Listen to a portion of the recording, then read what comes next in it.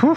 This is the view from the hayloft. You can see everybody and down. But we had got to our last 2 bales. But now we're full up. Just got a load of hay in, just finished cleaning up and all that kind of stuff. And I was thinking about some questions that had come in regards to the future here. And so I thought I would do a Q&A, because I haven't done a Q&A in a little while.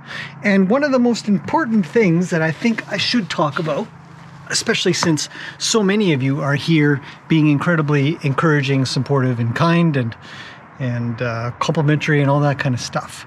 And it is whether or not we are going to expand more shelters, paddocks kind of idea. It was a great question that came through.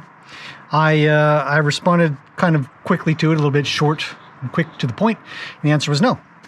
But I thought it would be a good opportunity here, because this is a very, very, very relevant topic right now, hay, as to whether or not we can even expand to allow more wildies to be able to come here. There is, the person that I get my wildies from she says she's getting in even more soon. And my initial instinct is like, well, what can I do? How can I bring some more here? Like, how can we?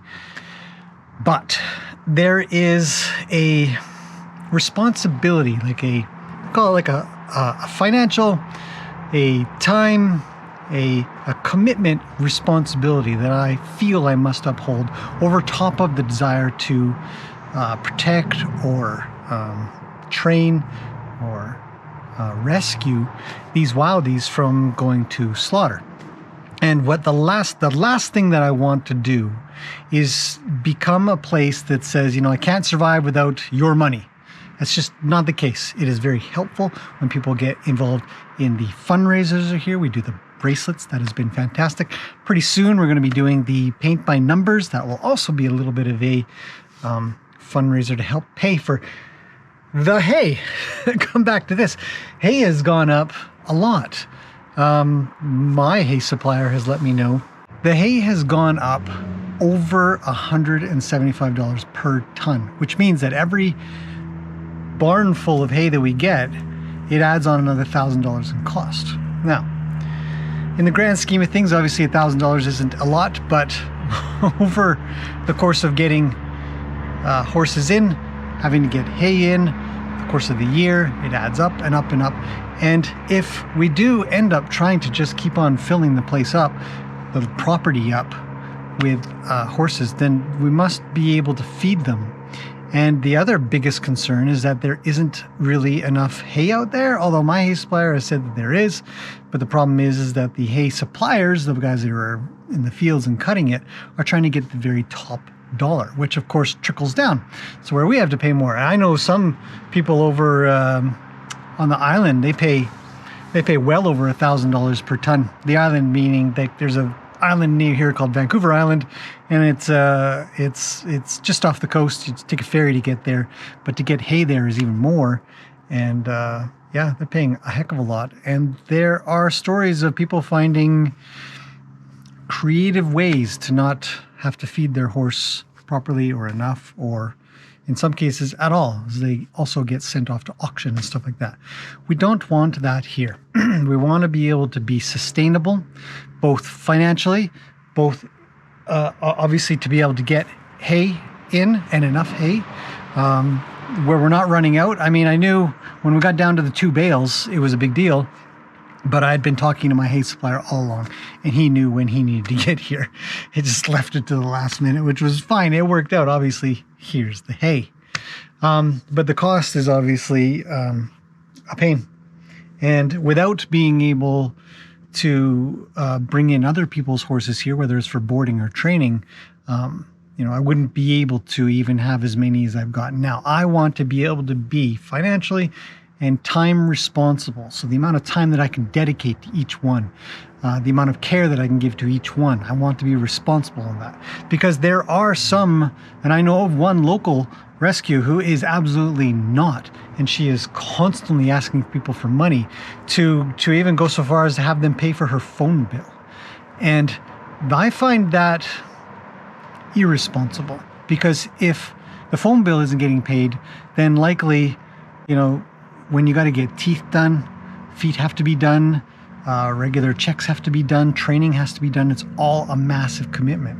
When you've got too many horses because you have a big heart perhaps, or for whatever other reason, it is not to the benefit of the horse, as they will not get adopted because very few people want a horse that isn't educated. So that is the goal. Be able to feed them really well. I take pride in having good hay, good quality hay, clean hay, and also being able to provide an education so that these horses can go out into the world one day and be somebody's good friend. Which actually brings me to the next question about what do I do here? Why do I bring in other people's horses?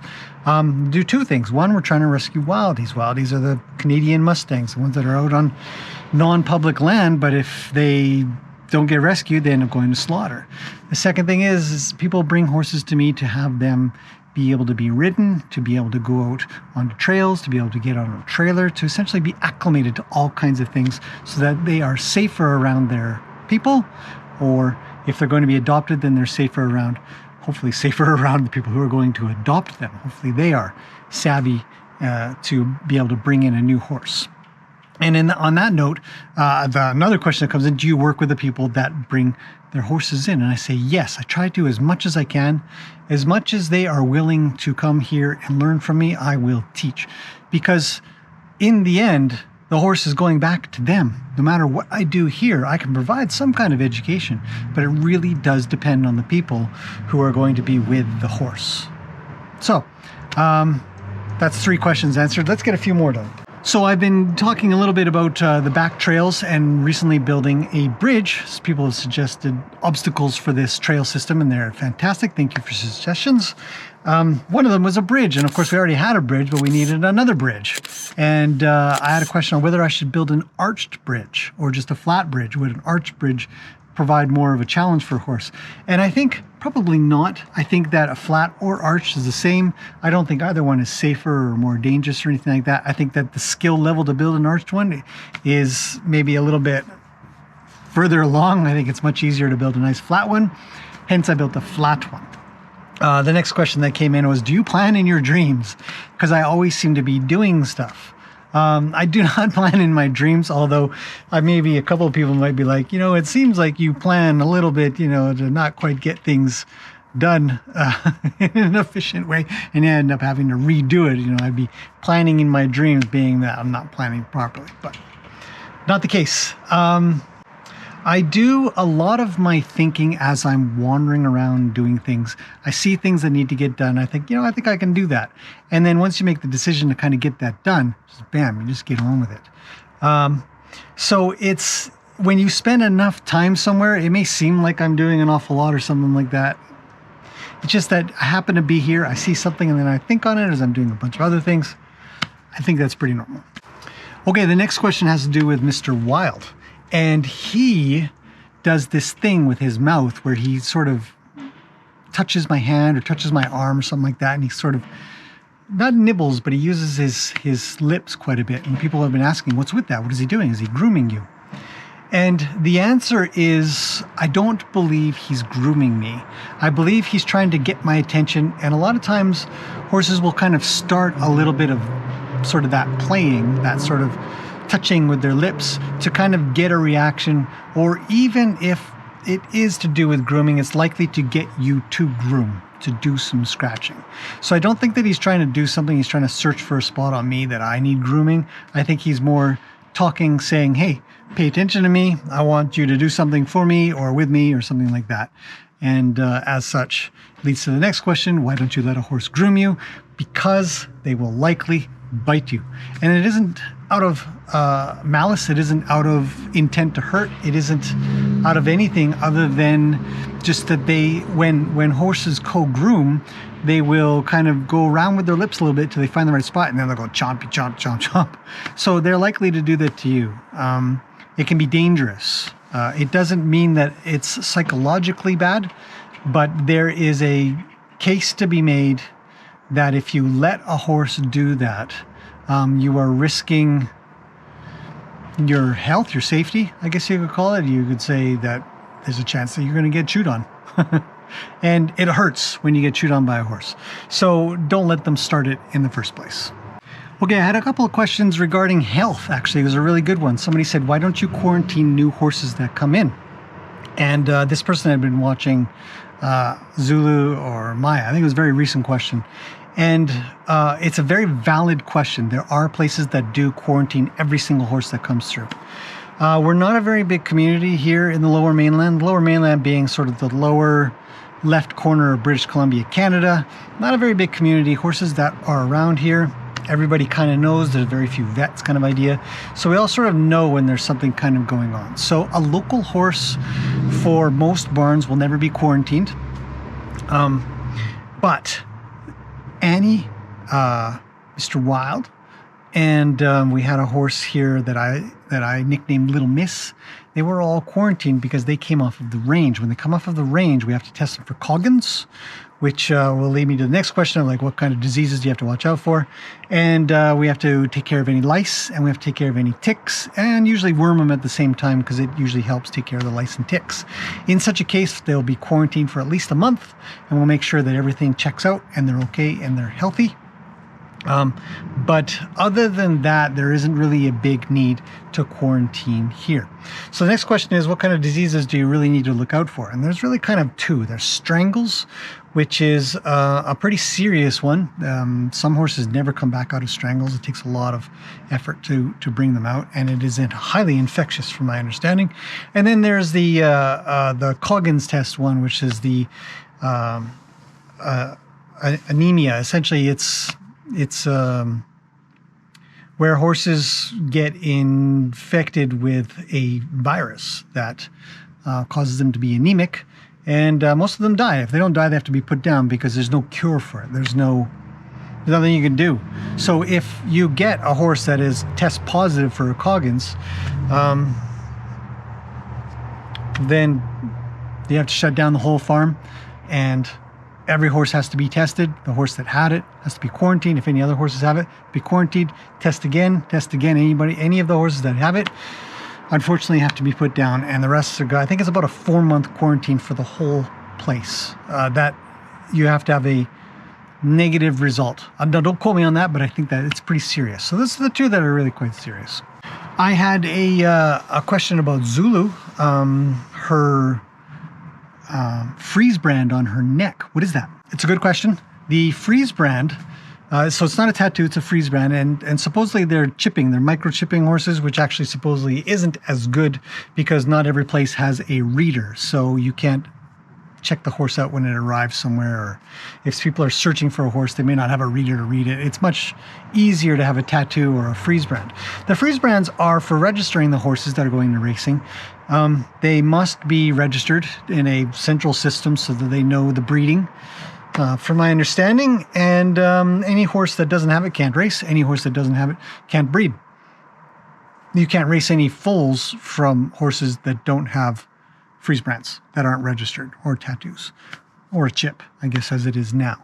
So it's an important part of the industry. In this case, the standardbred industry, but the thoroughbred industry is the same.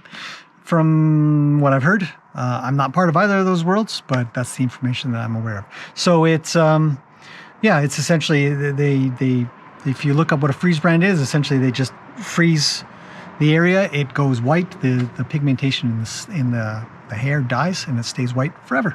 It'll always be there. Okay, 2 more questions. This next one was kind of an interesting one, so I thought I would bring it up. But how do you stop a horse from rolling while you're riding? This happens. It happens more often than you'd think.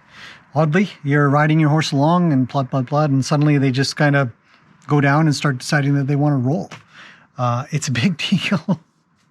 Some people break their legs or their ankles or something like that because they get caught in the stirrups. They don't expect it. How do you stop that from happening? I've heard of some cases where people have said, I never saw it coming. The horse just dropped. There are a lot of signs that a horse is going to roll. Their head will be way down. They'll be searching and searching. They'll be kind of moving around with tiny little steps. And just before they roll, they're going to kind of tuck their back end in a little bit, tuck their front end in a little bit, kind of idea. And they're going to get prepared to kind of go down onto their knees and then bring their butt down. So you should be able to feel when they're sort of doing that little shuffle, or their head goes down. A lot of people will not let a horse have their head down because they've experienced that and they don't want it to happen again. And they know that's the first sign to look for. So they'll make sure to keep their horse's head up. A horse likely, very unlikely will it roll if it can't put its head all the way down first. So it might be just a good fail-safe, you know, just see their head going down, just pick that up a little bit. But mostly they will be doing a little shuffle. Their head will go down, they'll be searching, do a little shuffle, and then front, back, roll. By then you should be able to jump off. But something to think about. It's good to study it, it's good to watch it, it's good to sort of prepare yourself in that regard. I think it is catchable. I don't imagine that I would be riding and not know it. I've taught people here, especially for Luke. He seems to want to roll whenever he wants to roll, so I can see it coming a mile away. Like he's gonna roll. And he tries. Why they do it with a saddle on is beyond me, but it is kind of interesting that they would even think to do it with a saddle on, thinking that it would make a difference. I guess you got to try one time, right? Okay, last question that I have for you guys that was brought up was, do you ever let anybody come and work with your horses with you? And that kind of leads to, like, do you bring in volunteers and stuff like that? And I would say very rarely. To come and work with the horses is probably a big no. And the reason is it's primarily a liability thing, but most people that I have found that work with horses work with them in a specific way that they've picked up in places that doesn't work here. It's not the way, and in other words, I've got to start doing some teaching. So if I'm doing teaching, I'm doing a lesson. So in that regard, anybody who wants to come and work with horses here, something like that, is essentially just going to be taking a lesson. That's not to say that once you kind of get good enough that you can come and visit and you can do things that I know that I can trust. But it is a liability thing, and it's also a concern for how the horses are being treated or being taught, or what they're being taught and how they're being taught, and if that person is going to be safe, because horses are dangerous. So the answer is not really no, kind of idea. And if you are going to be, it's probably going to be a lesson. Volunteers do come once in a while. We've had some over time for you know, a little bit of brushing, a little bit of helping, cleaning up and stuff like that. But it's a big concern being around horses because they're dangerous, they're fast. You never know what's going to happen. For the most part, they're pretty chill. They don't really, you know, cause a lot of trouble or anything like that, especially if they're just eating or hanging out in their paddocks and stuff. So that answers that. Hopefully that has been interesting. A bunch of Q&A. All started with just wanting to talk a little bit about hay and being responsible to not drag in too many horses. You know, it's a big deal. I'll see you guys in the next one. Hopefully that has been interesting. Any other questions you guys have in the future, please feel free to let me know anytime, and I'll try to do as many Q&As as I can. So thanks for watching, and I'll see you guys in the next one.